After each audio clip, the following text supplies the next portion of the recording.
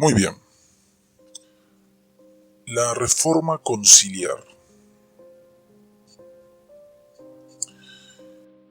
Tal concilio puede abrogar los privilegios papales y contra él no hay apelación posible. Puede además elegir, rebajar o deponer al Papa. Puede hacer nuevas leyes y cancelar las antiguas. Dietrich de Niem. Durante la era de los gigantes, cuando la Iglesia amenazaba dividirse a causa de la controversia arriana, Constantino decidió convocar una asamblea a la que concurrirían obispos de todo el imperio. A partir de aquel concilio de Nicea y por varios siglos, cada vez que la Iglesia se enfrentaba a una situación semejante, se apelaba al recurso de convocar un concilio universal o ecuménico. Pero durante la era de los altos ideales, el auge del poder papal fue tal que los concilios quedaron supeditados a los papas.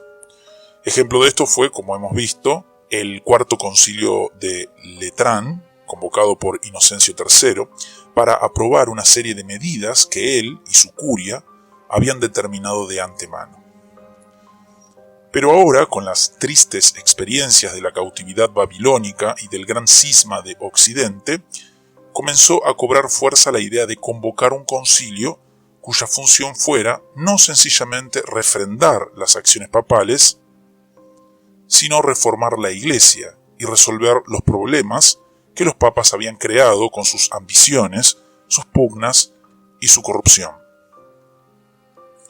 Aunque los papas y cardenales parecieron prestar oídos sordos por largo tiempo, el hecho es que toda la cristiandad occidental se cansaba de los desmanes de los potentados eclesiásticos y anhelaba una reforma moral de la Iglesia.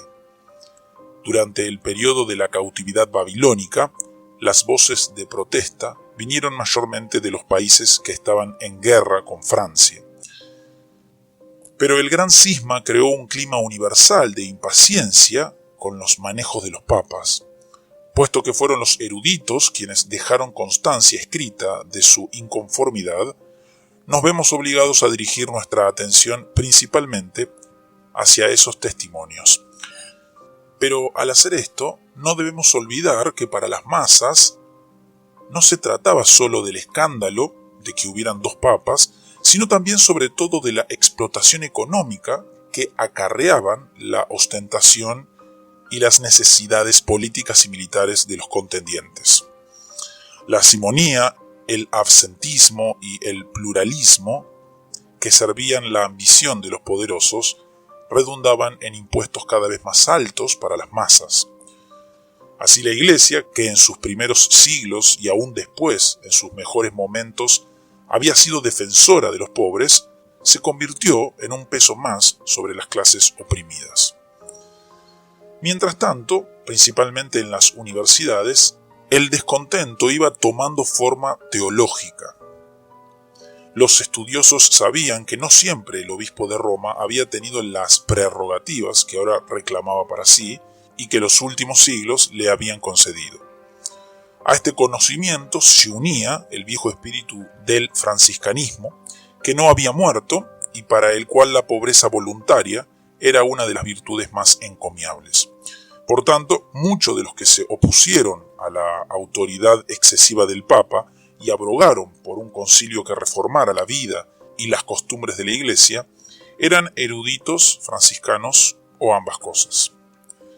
La teoría conciliar tenía viejas raíces históricas, pero para nuestros efectos podemos decir que el gran maestro de los principales exponentes del concilio fue Guillermo de Ockham, a quien nos hemos referido al tratar acerca de la cautividad babilónica del papado, y quien ocupará buena parte de nuestra atención cuando próximamente intentemos resumir la teología de la época. La mayor parte de los teólogos medievales, antes del siglo XV, había estado convencida de que las ideas universales eran anteriores a las cosas concretas incluidas en tales ideas. Así, por ejemplo, la idea de caballo es anterior a los caballos individuales y tiene una realidad propia aún aparte de ellos. Esta posición, que se había vuelto clásica, se llamaba realismo, por cuanto afirmaba que las ideas universales eran reales. Occam y buena parte de su generación teológica, al contrario, creían que lo real es ante todo el individuo concreto y que las ideas universales son nombres o conceptos que existen solo en la mente. Por eso se les llama nominalistas. Cuando esto se aplicaba a la Iglesia, la conclusión a que llegaba Occam y sus seguidores era que la Iglesia no era una realidad celestial o ideal representada en la tierra por el Papa y la jerarquía derivada de él, sino que era el conjunto de los fieles. Son los fieles los que constituyen la Iglesia y no viceversa. Pero si esto es cierto, se sigue que la autoridad eclesiástica no radica intrínsecamente en el Papa, sino en los fieles de quienes el pontífice deriva su potestad. En consecuencia, un concilio universal que represente a los fieles de toda la cristiandad ha de tener más autoridad que el Papa. Esto no quiere decir que el concilio sea necesariamente infalible, pues, como veremos más adelante, Occam no cree que haya institución que no pueda errar, e insiste en la libertad de Dios para revelarse según su soberana voluntad. Pero sí quiere decir, en un caso en que la Iglesia esté claramente necesitada de una reforma y el Papa se niegue a dirigirla, un concilio universal tiene la autoridad necesaria para reformar la Iglesia, aún contra la voluntad del Papa.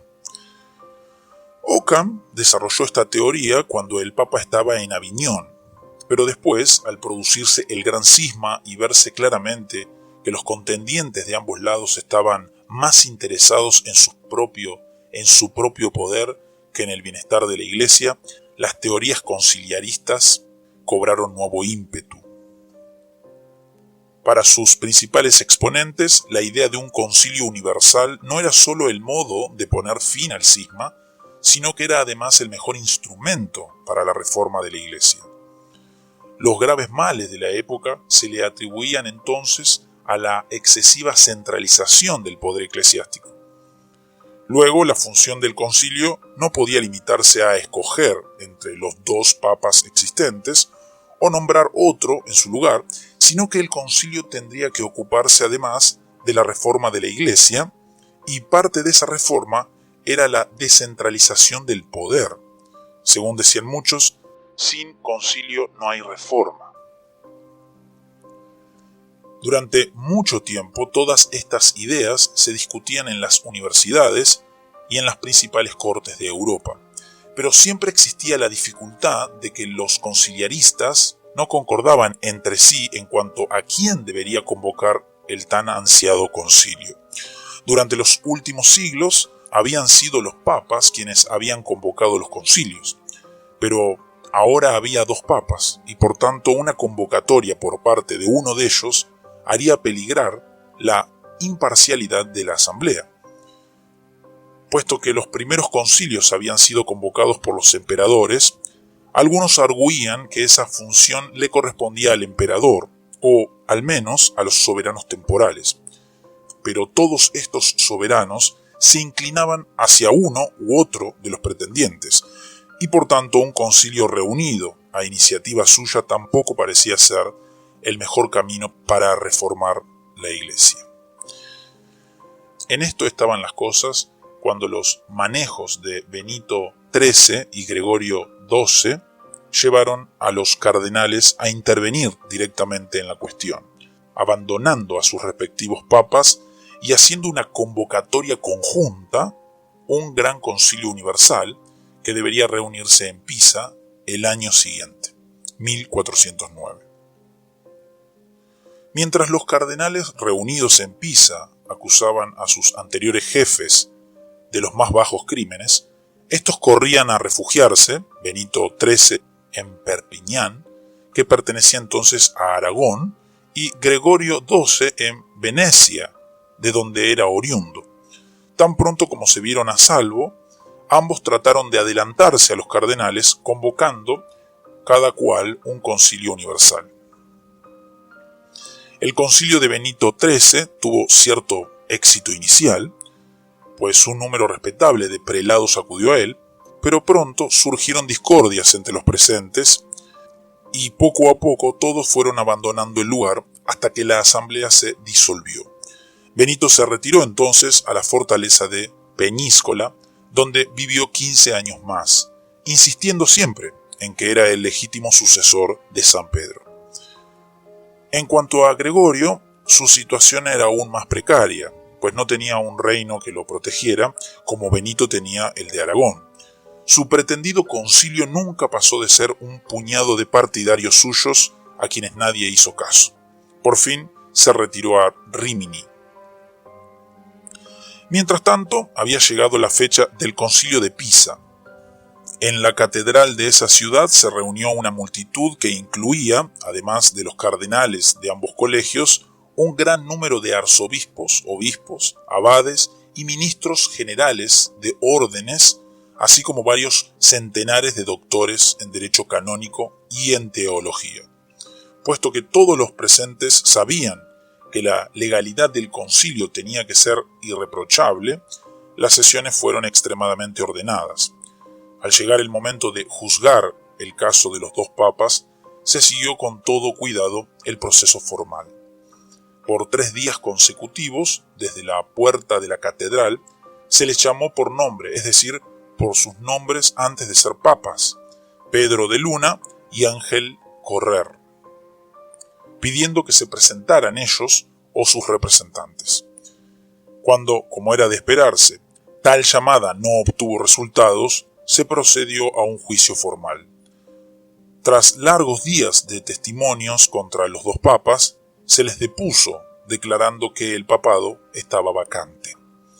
El Santo Concilio Ecuménico, que representa a la Católica Iglesia de Dios y a quien corresponde juzgar en este asunto, reunido por la gracia del Espíritu Santo en la Catedral de Pisa, y tras haber escuchado a quienes abogan por la extirpación del abominable e inveterado cisma y por la unión y restauración de nuestra Santa Madre Iglesia, contra Pedro de Luna y Ángel Correr, a quienes algunos llaman Benito XIII y Gregorio XII, declara que los crímenes y abusos de estos dos, según ha sido demostrado ante el Sacro Concilio, son verdaderos y notorios. Los dos pretendientes, Pedro de Luna y Ángel Correr, han sido y siguen siendo cismáticos manifiestos, partidarios obstinados que aprueban, defienden y patrocinan el cisma. Son evidentemente herejes que se han apartado de la fe. Han cometido perjurio y sus promesas de nada valen. Su porfía manifiesta y repetida escandalizó a la Iglesia. Sus enormes abusos e iniquidades los hacen indignos de todo honor o dignidad y en particular del pontificado supremo. Y aunque los cánones de la Iglesia muestran que son automáticamente rechazados por Dios y apartados de la Iglesia, nosotros, mediante esta sentencia definitiva, los deponemos, rechazamos, amputamos y les prohibimos a ambos que continúen declarándose pontífices supremos, al mismo tiempo que declaramos que el papado está vacante. Nótese que este decreto no declara que la elección de tal o cual papa haya sido nula. De haberse planteado la cuestión de ese modo, el concilio se hubiera dividido, pues en él se encontraban presentes cardenales que habían votado por cada uno de los dos pretendientes. Luego, en lugar de tratar de resolver la cuestión, como hasta entonces se había hecho, sobre la base de cuál de los dos pretendientes había sido legalmente elegido, se resolvió dejando a un lado esa cuestión y deponiéndolos a ambos por razón de su conducta indigna.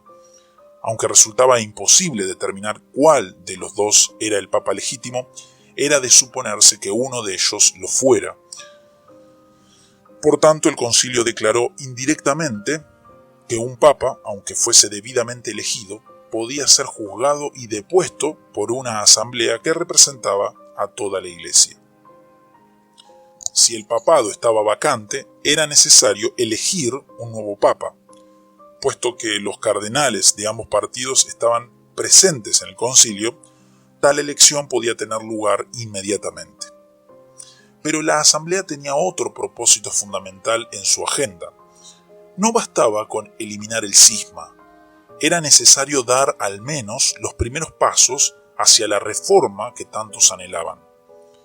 Y para muchos de los presentes, una de las causas principales de los males que aquejaban a la Iglesia era la excesiva centralización del poder en ella.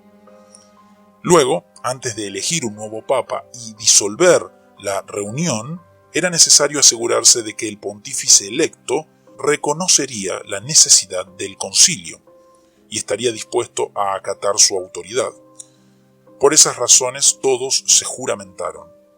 Todos y cada uno de nosotros, los obispos, sacerdotes y diáconos de la Santa Iglesia Romana, reunidos en la ciudad de Pisa a fin de terminar el cisma y restaurar la unidad de la Iglesia, empeñamos nuestra palabra de honor y prometemos que si uno de nosotros es electo papa, el tal continuará el presente concilio sin disolverlo ni permitir, en cuanto esté a su alcance, que sea disuelto, hasta tanto no haya tenido lugar una reforma adecuada, razonable y suficiente de la Iglesia Universal, tanto en su cabeza como en sus miembros. Poco después, el cónclave se reunió y eligió a Pedro Filareto, arzobispo de Milán, quien tomó el nombre de Alejandro V. Tras esa elección, el concilio decretó varias medidas en pro de la reforma eclesiástica y se declaró disuelto, congratulándose por haber terminado el cisma y dado los primeros pasos hacia una reforma que eliminaría males tales como la simonía y el absentismo. Sin embargo, el concilio de Pisa, lejos de resolver el cisma, lo complicó, pues ahora había 3 papas y cada cual se consideraba a sí mismo el legítimo sucesor de San Pedro y cabeza de la Iglesia. Aunque la mayoría de los estados de Europa Occidental aceptaba tanto el concilio de Pisa como el papa electo en él, Benito todavía era considerado papa legítimo por toda la península ibérica y por Escocia. Gregorio, por su parte, contaba con el apoyo vacilante de Nápoles y Venecia y con la ayuda decidida de los Malatesta, que eran dueños de la ciudad de Rímini. Luego, aunque el papa pisano era sin lugar a dudas el que gozaba de un reconocimiento más general, los otros 2 eran todavía capaces de seguir sosteniendo sus cortes y sus pretensiones. En lugar de atacar inmediatamente a sus 2 rivales, Alejandro V se dedicó a consolidar su posición, confirmando casi todos los cargos y honores que habían sido conferidos por los 2 papas, a quienes el concilio había declarado depuestos. Pero esto quería decir que, aunque él mismo era un franciscano de vida austera y leal defensor de la reforma, ésta se vio relegada a segundo plano, puesto que las prebendas por él confirmadas eran precisamente el peor de los males que debían erradicarse. Por lo pronto, su principal intento de reforma consistió en darles más derechos e injerencia en los asuntos eclesiásticos a sus compañeros de orden. Puesto que los franciscanos habían hecho voto de pobreza y todavía muchos de ellos tomaban esos votos con gran seriedad, Alejandro parece haber abrigado la esperanza de que su orden pudiera ser su brazo derecho cuando llegara el momento de dedicarse de lleno a la tarea de reformar la Iglesia. Pero en todo caso, lo cierto es que Alejandro solo logró enemistarse con el resto del clero, para quienes los mendicantes eran un estorbo y que nada se había hecho contra los males que aquejaban a la Iglesia cuando el Papa murió poco más de 10 meses después de ser electo.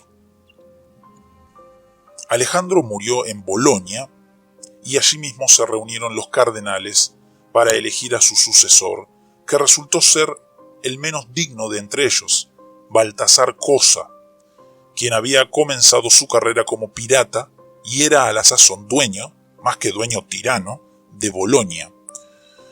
Aunque hay diversas versiones acerca de lo que sucedió en el cónclave, no cabe duda de que el hecho de estar reunidos en Bolonia pesó sobre la decisión de los cardenales, y hasta se cuenta que Cosa rechazó altaneramente a todos los candidatos propuestos y que por fin tomó la estola papal, se la colocó sobre sus hombros y declaró: «Yo soy el Papa».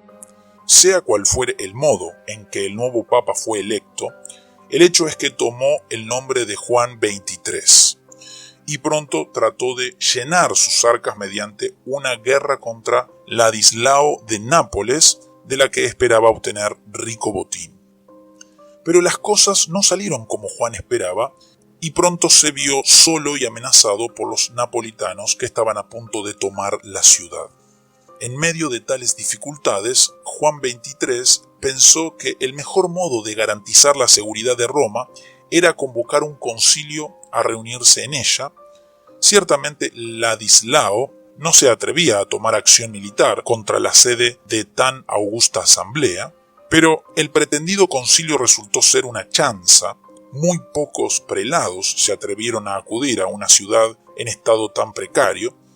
Cuando por fin la pequeñísima asamblea se reunió, los cronistas nos cuentan que, al celebrarse la misa pidiendo el descenso del Espíritu Santo, apareció una lechuza dando gritos.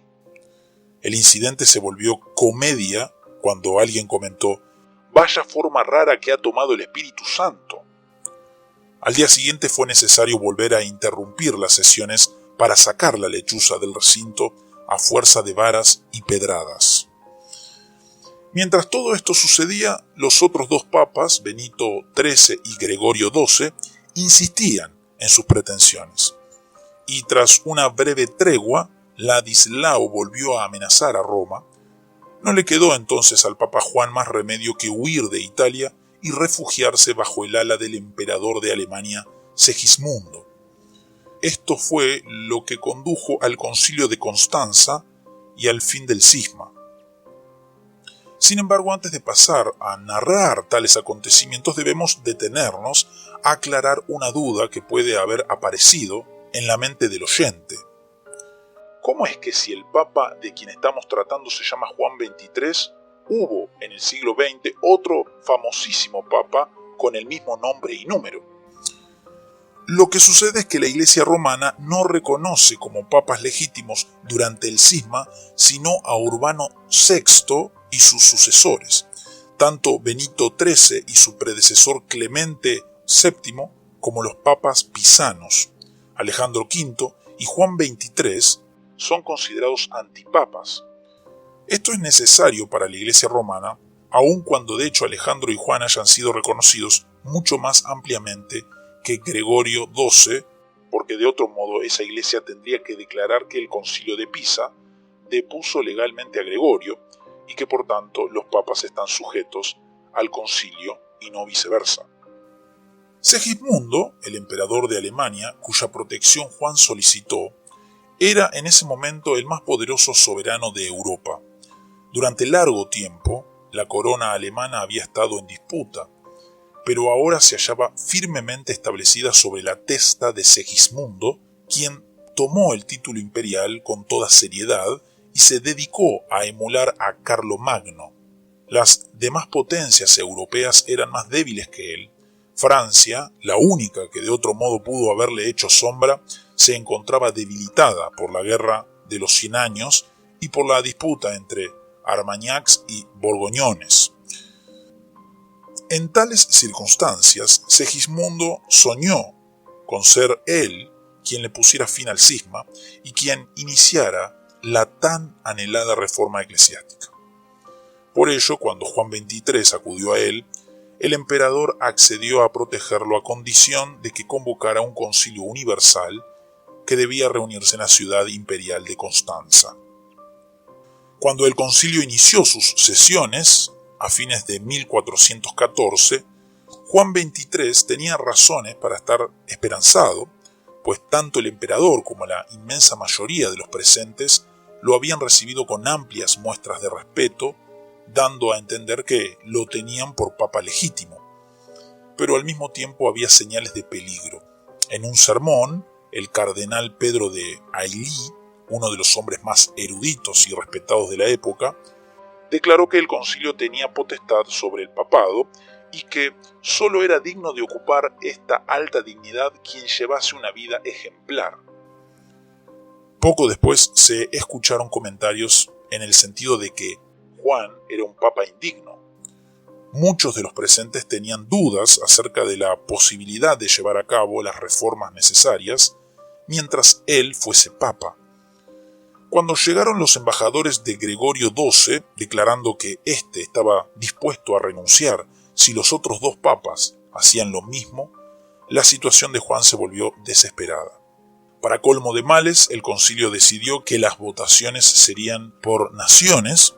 Toda la asamblea se organizó en 4 naciones: los ingleses, los franceses, los italianos y los alemanes, entre quienes se contaban también los escandinavos, polacos y húngaros. Más tarde, cuando llegaron los delegados ibéricos, se añadió la 5ª nación de los españoles. Este modo de organizar el sufragio quería decir que los italianos, en cuyo gran número Juan estaba confiado, no tenían más que un voto. A la postre, el concilio exigió la renuncia de Juan XXIII. Este pareció acceder, pero tan pronto como se le presentó la oportunidad, se disfrazó de lacayo y huyó de Constanza. Durante más de 2 meses, el antes poderoso papa anduvo fugitivo.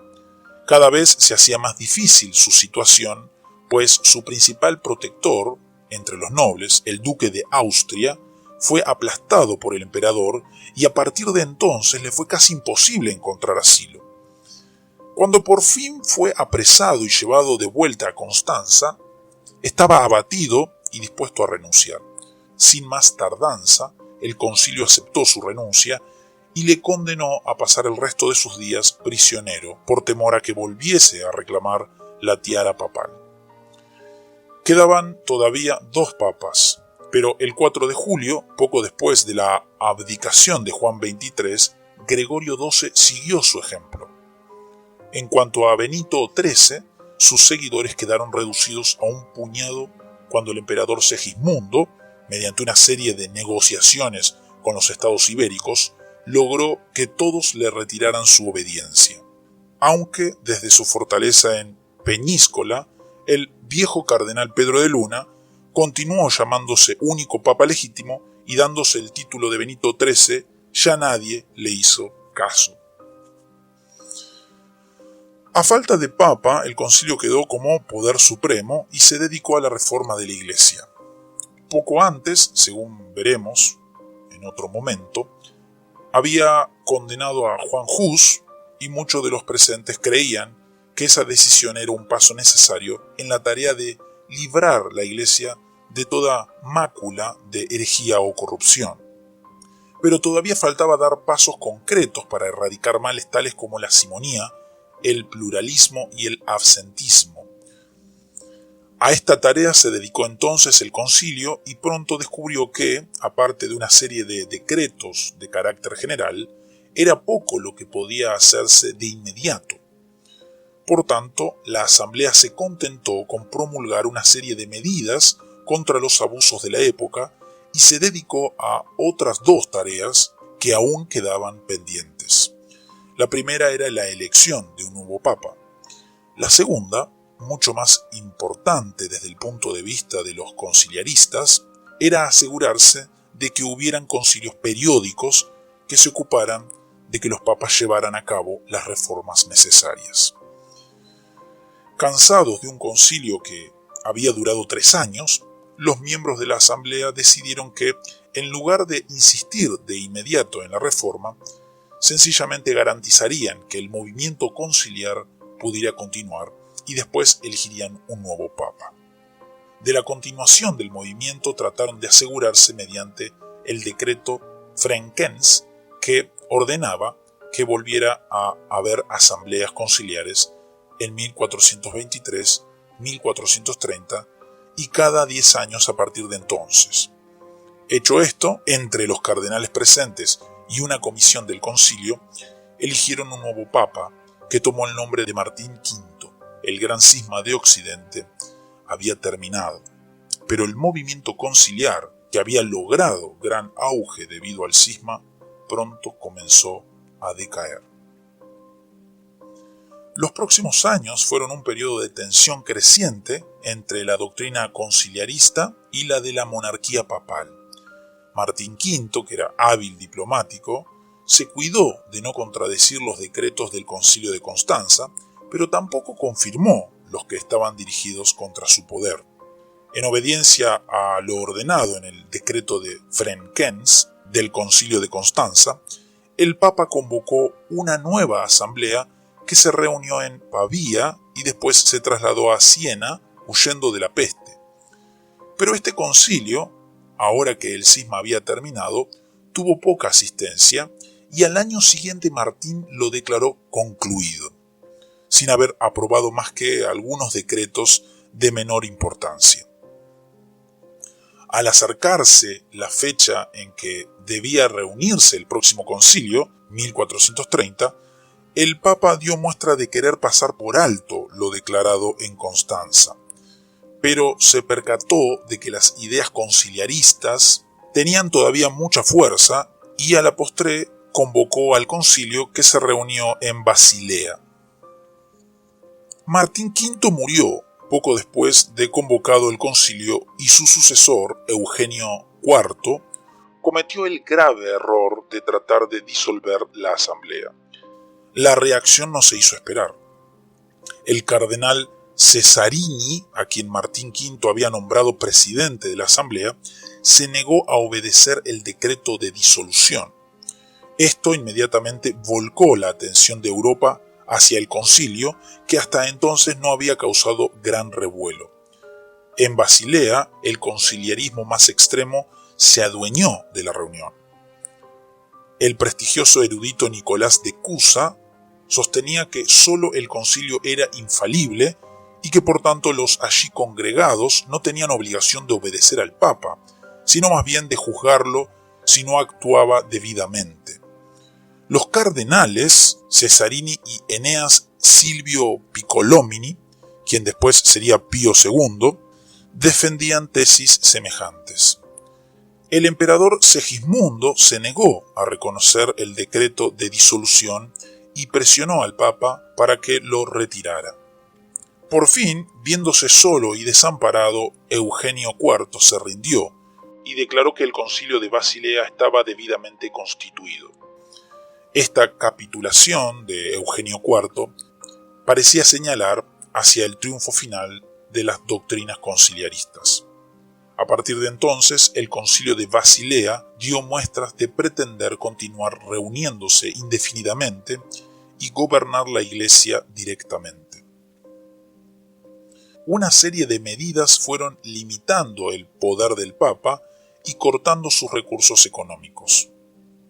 Mientras tanto, en Italia, la situación política de Eugenio era cada vez más precaria. Sin embargo, un acontecimiento inesperado vino a fortalecer el prestigio papal. Constantinopla se encontraba fuertemente asediada por los turcos. Del viejo imperio bizantino no quedaba más que la sombra, y aún esa sombra desaparecería si el occidente no acudía en socorro de sus hermanos orientales. Mas esto no era fácil de lograr, pues las iglesias de Oriente y Occidente habían estado separadas por varios siglos y se acusaban mutuamente de herejía. En su desesperación, el emperador de Constantinopla y el patriarca de esa ciudad decidieron que era necesario subsanar el cisma que había durado casi 4 siglos. Con ese propósito acudieron al Papa y se mostraron dispuestos a participar del concilio si éste se reunía en una ciudad más accesible desde Constantinopla. El concilio de Basilea se negó a trasladarse y el Papa proclamó un decreto transfiriéndolo a Ferrara. La mayoría de la asamblea hizo caso omiso de la orden pontificia y permaneció en Basilea. Pero otros, viendo la oportunidad de reunir las iglesias de Occidente con las de Oriente, acudieron a Ferrara. Resultaba entonces que el movimiento conciliar, que había llegado a la cumbre de su poder como respuesta al gran cisma de Occidente, cuando había 2 papas, caía a su vez en el cisma, pues ahora había un papa y 2 concilios.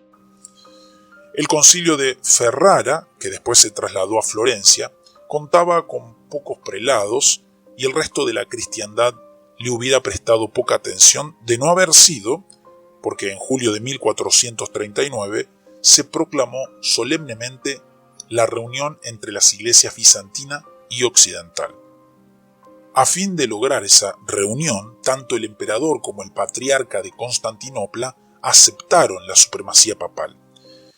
Mientras tanto, al concilio de Basilea no le quedaba otra alternativa que tomar medidas cada vez más extremas contra el Papa.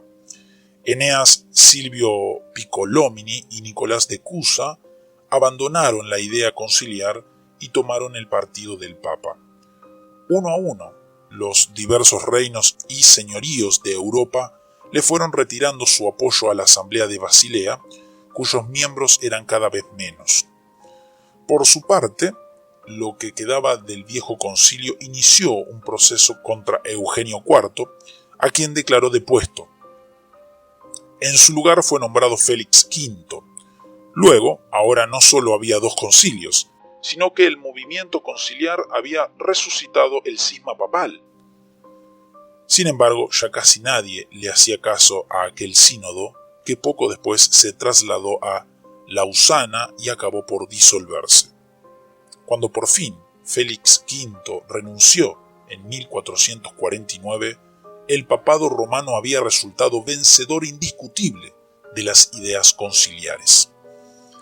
Estas ideas continuaron circulando por largo tiempo, hasta tal punto que, según veremos próximamente, Lutero llegó a pensar que un concilio universal sería el mejor medio de defender su causa reformadora. Pero a partir de la disolución del concilio de Basilea, no hubo otra asamblea semejante que no sirviera a los intereses del papado y estuviera bajo su dominio.